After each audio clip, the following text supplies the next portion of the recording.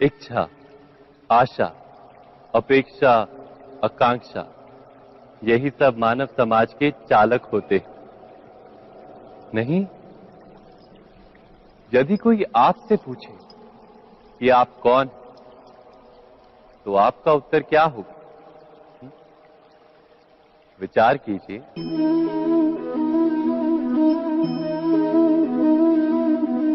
आप तुरंत ही ये जान पाएंगे कि आपकी इच्छाएं ही आपके जीवन की व्याख्या है।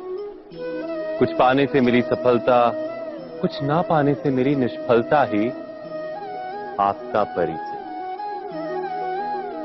अधिकतर लोग ऐसे जीते हैं कि स्वयं भीतर से मरते रहते हैं, किंतु अपनी इच्छाओं को नहीं मार पाते। इच्छाएं उन्हें दौड़ाती हैं जिस प्रकार मृग तृष्णा मृग को दौड़ाती। परंतु इन्हीं इच्छाओं के गर्भ में ही ज्ञान का प्रकाश भी। कैसे? जब इच्छाएं अपूर्ण रहती और टूटती, तब वहीं से ज्ञान की किरण प्रवेश करती है मनुष्य के हृदय। ना, ये कथा नहीं है केवल इच्छाओं के संघर्ष की, नहीं है केवल महत्वाकांक्षाओं से जन्म लेने वाले भयावह रक्तपात।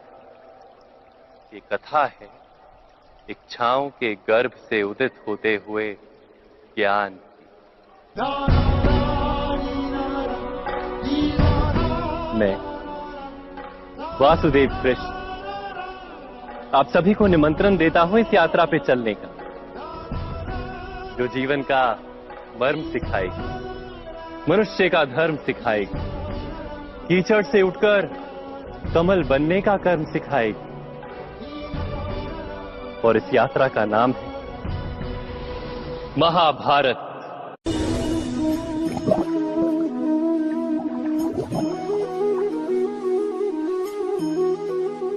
इस संसार में आने वाला प्रत्येक बालक संपूर्णतः संस्कार रहित होता है। उसके अंतर पर ना किसी अच्छे संस्कार के चिन्ह अंकित होते हैं, ना ही बुरे संस्कार के। अर्थात जन्म से बालक में ना कोई गुण होता है और ना ही कोई दोष। तो ये दोष अथवा गुण किस प्रकार प्राप्त होते हैं? क्या हमने कभी विचार किया है? जो बात माता पिता के मुख से निरंतर सुनी जाती है, वही बात उनकी संतानों के हृदय का संस्कार बनती है। जैसे किसी गांव में नदी तट तक एक पगडंडी बन जाती है केवल उस मार्ग पर बार बार चलने के कारण। अर्थात माता पिता के हृदय की इच्छाएं उनकी संतानों के हृदय का दोष अथवा गुण बनकर जन्म लेती हैं। क्या ये सत्य नहीं? पर फिर भी जब उनकी संतानों में कोई दोष दिखाई देता है, तो माता पिता आश्चर्य और दुख से भर जाते हैं। माता पिता का हृदय ये प्रश्न करता है कि उनकी संतानों में ये कुसंस्कार आए कहां से। सत्य तो यही है कि माता पिता अपनी संतानों को अनजाने में ही कुसंस्कार के बीज दे देते हैं, जो उनके संतानों की हृदय भूमि पर कुसंस्कार का वृक्ष बनकर उगता है। अर्थात अपनी संतानों को सुसंस्कारी और धर्ममय बनाने की आशा रखने वाले प्रत्येक माता पिता को प्रथम अपने हृदय की इच्छाओं पर अंकुश रखना क्या अनिवार्य नहीं?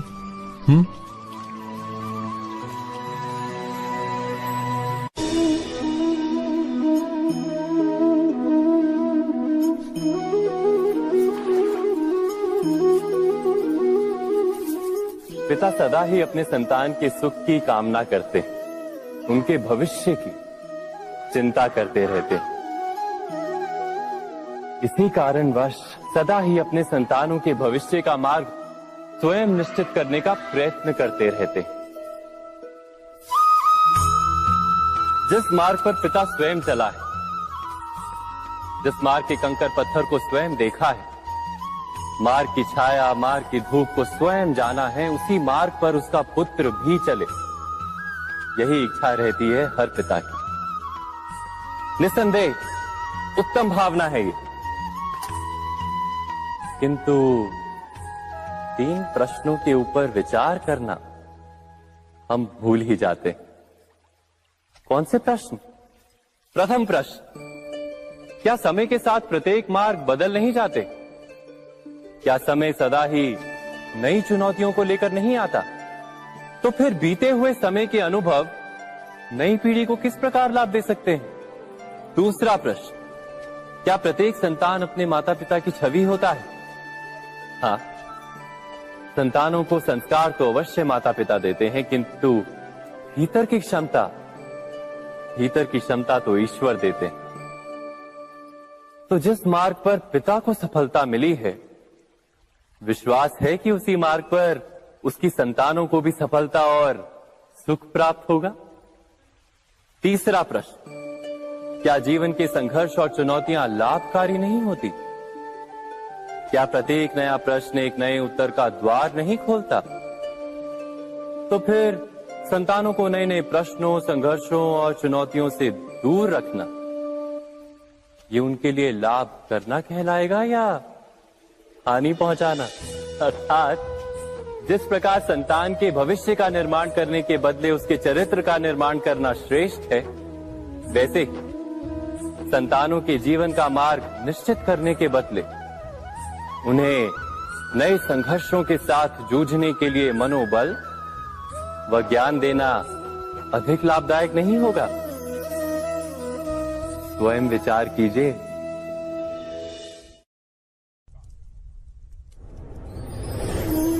पूर्वजों की इच्छा, आशा, महत्वाकांक्षा, क्रोध, बैर, प्रतिशोध, यही सब आने वाली पीढ़ी की धरोहर बनते हैं।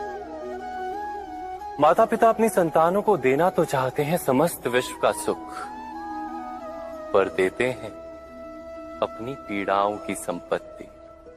देना चाहते हैं अमृत, पर साथ ही साथ विष का घड़ा भी भर देते हैं।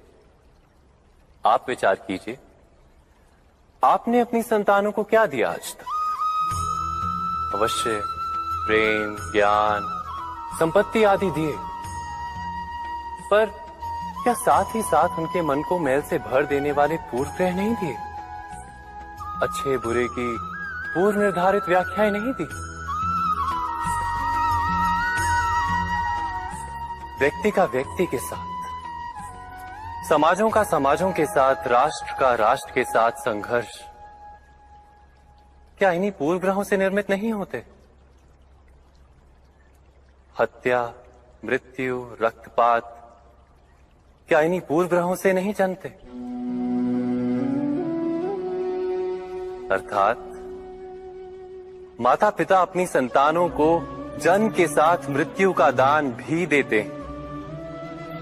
प्रेम के प्रकाश के साथ साथ घृणा का अंधकार भी देते हैं, और अंधकार मन का, हृदय का हो या वास्तविक हो, उससे केवल भय प्राप्त होता है, केवल भय। स्वयं विचार कीजिए।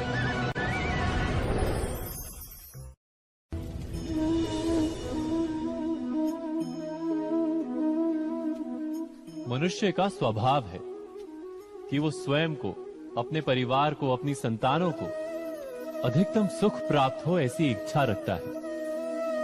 इसी कारण से हम सदा श्रम और कष्ट से अंतर रखते हैं, विश्राम और सुविधाओं को बढ़ाने का प्रयास करते हैं।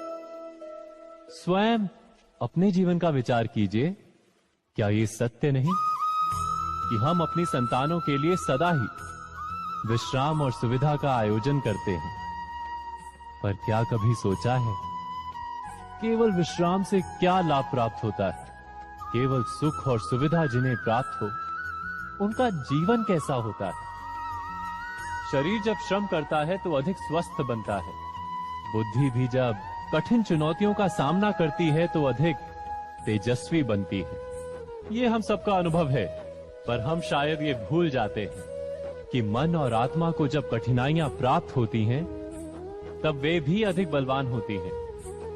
अर्थात जब भी हम अपनी संतानों को श्रम और दुख से दूर रखने का प्रयास करते हैं, क्या वास्तव में उनके सुख का मार्ग बंद नहीं कर देते?